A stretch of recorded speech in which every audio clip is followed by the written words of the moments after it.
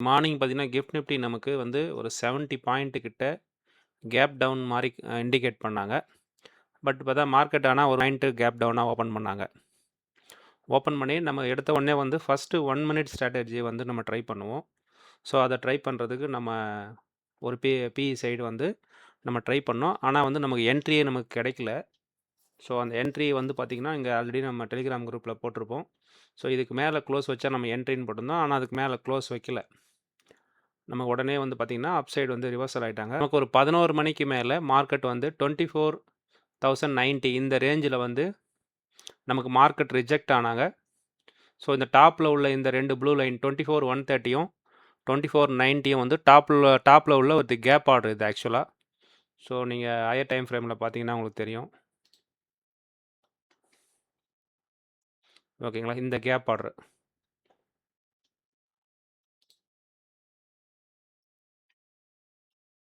So, நமக்கு வந்து இங்கேருந்து ரிஜெக்ட் ஆனாங்க. இங்கேருந்து நமக்கு 1:2 ரேஷியோல நமக்கு ஒரு என்ட்ரி கிடைச்சிருந்தது. ஸோ, நாளைக்கு வந்து நிஃப்டி 50ல என்ன பிளான் பார்த்தீங்கன்னா, நாளைக்கு வந்து சென்செக்ஸ் எக்ஸ்பைரி, மந்த்லி எக்ஸ்பைரி அதுவும். ஸோ, அதனால வந்து மார்க்கெட் வாலடைலா இருக்கும். ஸோ, மார்க்கெட் வந்து 23,930ல வந்து க்ளோஸ் ஆயிருக்காங்க. So, 24,000 and above market open ஆனாங்க அப்படின்னா, நம்ம வந்து ஒரு அப் சைடு வெயிட் பண்ணி 24,130, 150 இந்த ரேஞ்சு கிட்ட போயிட்டு, நம்ம வந்து ஒரு ரிவர்சல் என்ட்ரி எதிர்பார்க்கலாம்.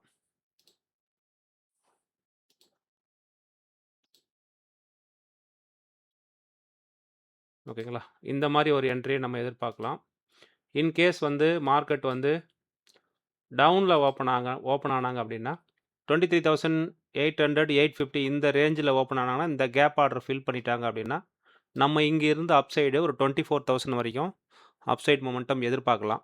ஸோ, இத தாண்டி வந்து நியூஸ் இம்பாக்ட் எதுவும் நமக்கு இதுவரைக்கும் இல்ல. ஸோ, இன்னைக்கு வந்து யுஎஸ் மார்க்கெட்லாம் ஹாலிடேன்றதுனால, ஆக்சுவலா இன்னைக்கு ஈவினிங் தான் ஓப்பன் ஆகும். ஸோ, நாளைக்கு தான் நம்ம யுஎஸ் மார்க்கெட் ரிசல்ட் தெரியும். ஸோ, யுஎஸ் மார்க்கெட்டு எப்படி மூவ் ஆகுறாங்க?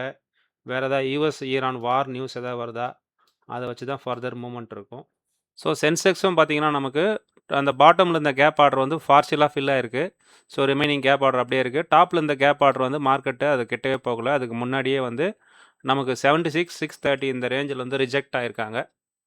ஸோ, 2 சைடுமே நமக்கு கேப் ஆர்டர் இருக்கு. ஸோ, பேங்க் நிஃப்டில பார்த்தாலும் உங்களுக்கு ஸோ, அப் சைடு எந்த இண்டிகேஷனும் இல்ல. பேங்க் நிஃப்டி வந்து கம்ப்ளீட்டா ஓப்பன் ஆனதுலேருந்தே ஃபுல்லா இறங்கிட்டாங்க. இறங்கி நமக்கு 55,180 இந்த ரேஞ்சில வந்து க்ளோஸ் ஆயிருக்காங்க. ஸோ, பேங்க் நிஃப்டில பார்த்தீங்கன்னாக்கா, இன்னைக்கு லோ வந்து 54,980 இன்னைக்கு ஹைய மார்க் பண்ணிக்கோங்க. 55,530 இந்த ரேஞ்ச மார்க் பண்ணிக்கோங்க. ஓகேங்களா? பேங்க் நிஃப்டிலயும் பார்த்தீங்கன்னா, 2 நாளைக்கு முன்னாடி ஒரு கேப் ஆர்டர் இருக்கு. அதாவது வந்து மே 22 இதுலேருந்து பார்த்தீங்கன்னா, ஒரு கேப் ஆர்டர் இருக்கு. ஸோ, மார்க்கெட் வந்து பெருசா அப் சைடு மூவ் ஆகல.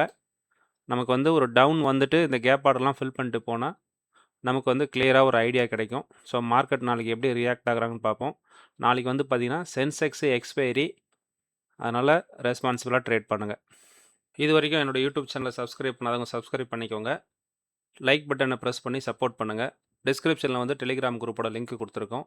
தேவைப்படுறவங்க யூஸ் பண்ணிக்கோங்க. தேங்க்ஸ் ஃபார் வாட்சிங்.